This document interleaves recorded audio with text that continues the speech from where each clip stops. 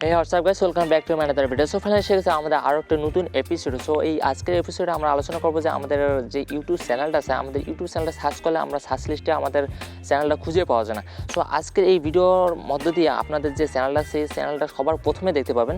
So এর জন্য আমি আজকের এই ভিডিওতে আমি 5টা ক্রাইটেরিয়া আমি আলোচনা করবো। এই 5টা ক্রাইটেরিয়া যদি আপনারা আপনাদের ইউটিউব চ্যানেলের উপর প্রয়োগ করেন তাহলে অবশ্যই আপনাদের যে ইউটিউব চ্যানেলটা আছে ইউটিউব চ্যানেলটার সার্চ লিস্টে সবার আগে পাবেন। সো এক নম্বর যে আমাদের ক্রাইটেরিয়াটা হচ্ছে আপনাদের এক নম্বর ক্রাইটেরিয়াটা হচ্ছে যে আপনাদের ইউটিউব চ্যানেল খোলার পর অবশ্যই আপনারা কী করবেন, আপনাদের যে ইউটিউব চ্যানেলটা আছে ইউটিউব চ্যানেলে আপনারা ভিডিও আপলোড করবেন। আপনারা যদি ভিডিও আপলোড না করেন তাহলে কিন্তু আপনাদের চ্যানেলটা খুঁজে পাওয়া যাবে না, এটা কোনোভাবেই হবে না। তার কারণ অনেক সময় হয়, অনেক সময় হয় না। যদি অনেক সময় ব্যতিক্রম কোনো ধরনের ইউটিউব চ্যানেল নাম দেওয়া হয় তাহলে অবশ্যই পাওয়া যায়। আর যদি সেম টু সেম কোনো ইউটিউব চ্যানেল নেম থাকে তাহলে অবশ্যই আপনাদেরকে কিন্তু ভিডিও আপলোড করতে হবে। এক নম্বর ক্রাইটেরিয়াটা হচ্ছে যে আমাদের বেশি করে ভিডিও আপলোড করতে হবে। আমাদের যে দ্বিতীয় যে ক্রাইটেরিয়াটা আছে দ্বিতীয় ক্রাইটেরিয়াটা হচ্ছে যে আপনারা যখন ভিডিও আপলোড করবো আমাদের ইউটিউব চ্যানেলে তখন অবশ্যই আপনাদের যে ভিডিও যে টাইটেল থাকে, তারপর যে ডিসক্রিপশন থাকে, টাইটেল এবং ডিসক্রিপশনে অবশ্যই আপনাদের যে ইউটিউব চ্যানেলের নেমটা হ্যাশট্যাগ হিসেবে ইউজ করবেন। টাইটেল এবং ডিসক্রিপশন দুইটাতেই আপনারা কী করবেন, আপনাদের ইউটিউব চ্যানেলের নেমটা হ্যাশট্যাগ হিসেবে ইউজ করবেন। আমাদের দ্বিতীয় নম্বর ক্রাইটেরিয়াটা চলে গেল।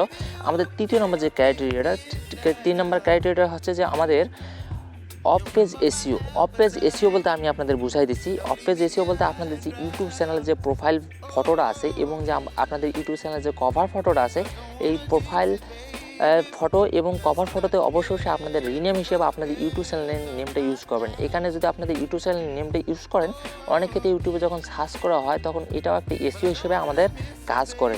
সো আপনারা অবশ্যই আপনাদের যে ইউটিউব চ্যানেলের কভার ফটোটা আছে এবং যে আপনাদের প্রোফাইল ফটোটা আছে এটা অফ পেজ এসইও করে নেবেন।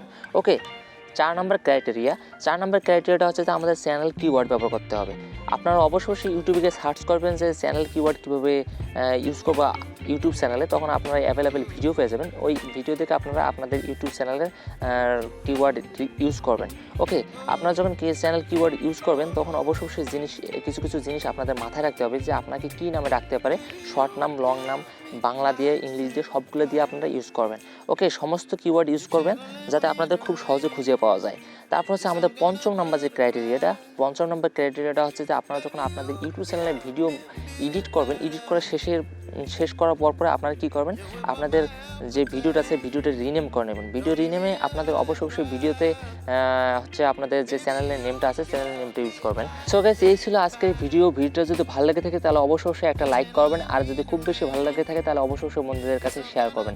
সো আজকের মতো এখানে বিদায় নিচ্ছি, দেখা হচ্ছে নেক্সট কোনো ভিডিওতে।